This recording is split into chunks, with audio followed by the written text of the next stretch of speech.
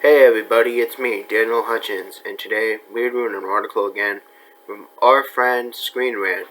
Yes, our friend Screen Rant. And today we are visiting the topic of DC's show Titans again. Yes, Titans. So questions that Titans Season 4 needs the answer. Now, sometimes when you say need something, it doesn't actually mean you need something. But in this case, it feels like they need something. Okay, so anyway, Titan Season 3 finale wrapped with a lot of long running character arc, but some important questions need to be answered in Season 4. This was from 3 hours ago. Okay, so right now I am currently halfway through. Or almost near to the end of Season 3, but that's just me though. But we are talking about questions that questions that Titan Season 4 needs the answer. So we are talking about what needs to be answered for Season 4 of the Titans. So anyway, Titan Season 4 is set to take the series in some interesting new turns. But there are still several major questions that need to be answered before the HBO Max series can fully move forward.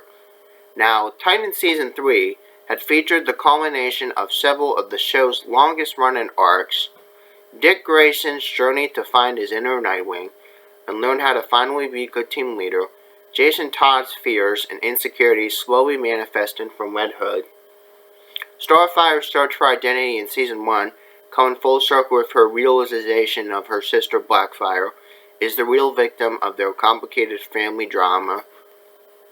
Or just some examples, though. But, in addition, Raven now appears to have almost full control of her powers after training on Amazon Island of Themyscira. Beast Boy has long been a criminally underrated member of the team, not to mention an actual Teen Titan, but in Season 3, he finally received his second animal transformation. He opened the door for Guard to be a much more versatile superhero in the coming season. Now, even Titan's version of Bruce Wayne came back from the brink of death with the whole new perspective which he had to put on to the young heroes themselves. But related to this article is Titans, how Scarecrow became Dick Grayson's perfect villain. But we just visited that just the other day, so check that out on my channel. So, with Season 4 now officially confirmed, the series has a chance to apply a fresh coat of paint as the Titans return to San Francisco in the most recognizable version of the super team up to date. Now, while unexpected allies like Hawk and Dove and comic book OG Teen Titan, Dawn and Troy, have been largely welcome additions to the roster since the beginning of the series, fans of the modern animated characters will agree that there's just something right about Nightwing, Robin, Raven, Beast Boy, and Starfire loading in an RV at the end of Season 3. Now, if you hadn't seen the end of Season 3, these are spoilers, so I just said these at your own risk. So, this should also allow Warner Brothers to deliver a more classic Titans adventure going forward. But there are still quite a few questions left unanswered that will need to be manifested first. Okay, so is Dick Grayson finally ready to lead the Titans? Well, that's a question we've been trying to figure out this entire fucking time. So, Gotham's original Robin, Dick Grayson, has consistently proven himself to be the flawed leader for the titular team of the Titans throughout the series and their first 3 seasons. But early on, it's his complicated relationship with Bruce Wayne and the weaponization of his childhood that keeps him from growing and maturing. But even after seemingly moving on from Batman and donning the Nightwing costume, Dick has struggled to learn that the same lesson over and over and over again.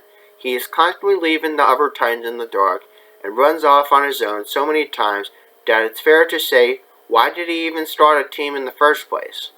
In Titan Season 3, just when it begins to seem like Dick has learned from his mistakes, he incapacitates Superboy and Kryptonite dust, just so that he can arrogantly run off to stop Scarecrow on his own. The poor decision that immediately results in him being shot, beaten, and killed. Now, that's pretty stupid, but while the show's writing has at least had some times simply felt like the bad characterization of its lead protagonist, the HBO Max series is clearly taking its time to establish Grayson's rise to the head of the table. Now, it's possible that actually dying and confronting his inner demons inside the Lazarus pit was exactly what he needs to finally be the effective leader. But one of these first things he does after coming back to life is tell Rachel and Gar to reunite the Titans. Executing a plan to take down the Scarecrow that not only utilizes the entire team, but also has roped in the Red Hood, aka Jason Todd, back into the loop and begins the slow healing process of the characters need to move forward, following on his betrayal earlier in the season. That being said, fans have seen Dick seemingly overcome his issues in the past, only to immediately fall back onto his old ways. Titans Season 4 needs to either firmly establish Nightwing as the leader he is meant to be, or move him aside once and for all for the sake of all the other heroes. Is Bruce Wayne back as Titans Batman? So, Ian Glenn has done a tremendous job putting the fresh spin on one of the most adapted heroes in comic book history. Now, while only a supporting character in Titans, Bruce Wayne has been an occasional mentor to this team, and a surrogate father of both Dick Grayson and Jason Todd. It's clear that both protégés have some severe baggage as a direct result of that relationship. Now, Titans Season 3 heavily revolves around the rise of the Red Hood, the masked Jason Todd, who aligns himself with the Scarecrow after being beaten to death by the Joker.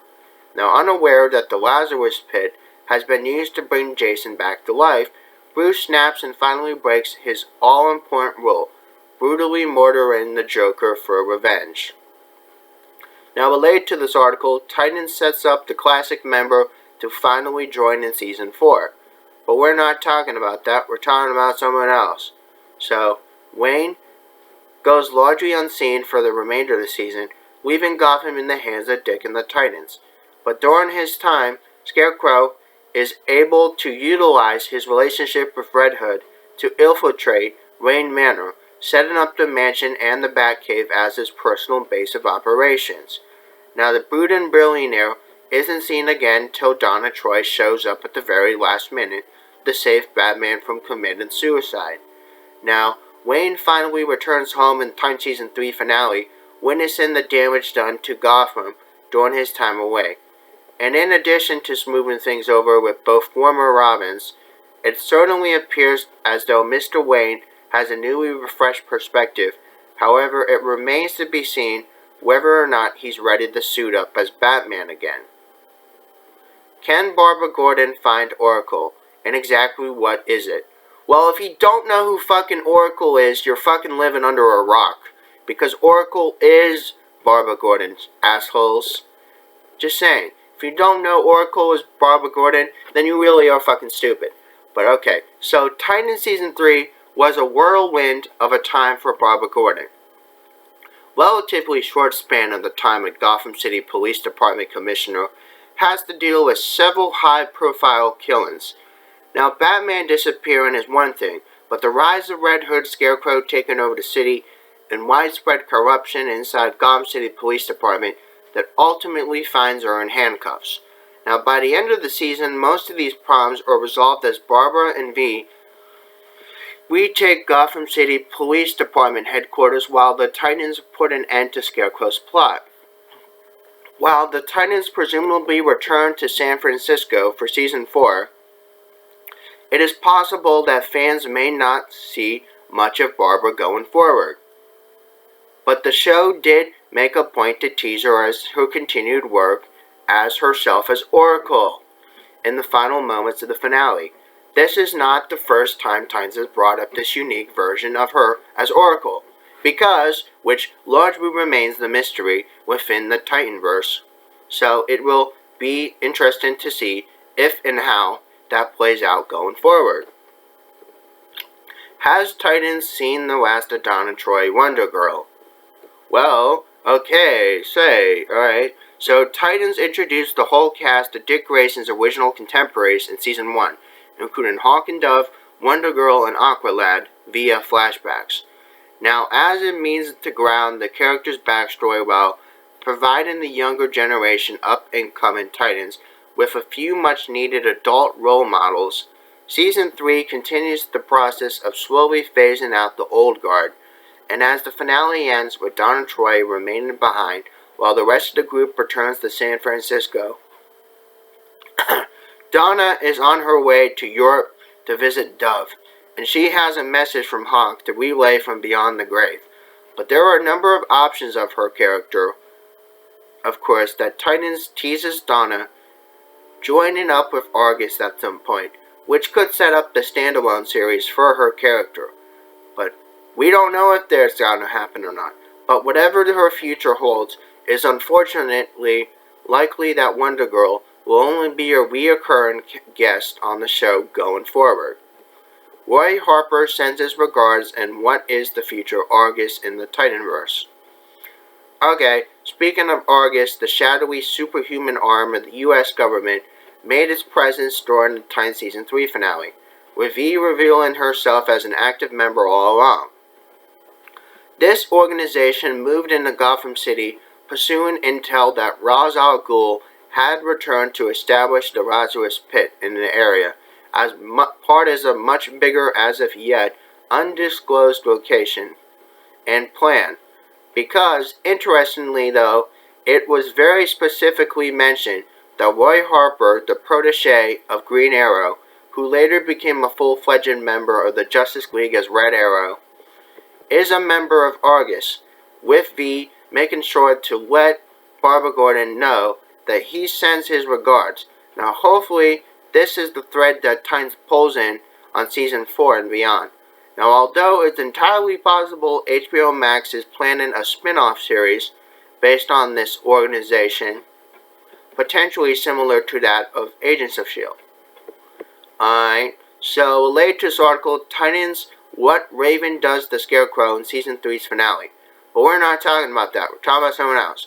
So with Titans trying up all the many loose ends on long-running storylines this year, the series has a chance to take itself in a new direction, while potentially telling some classic stories featuring one of the most iconic factions in DC comic book history.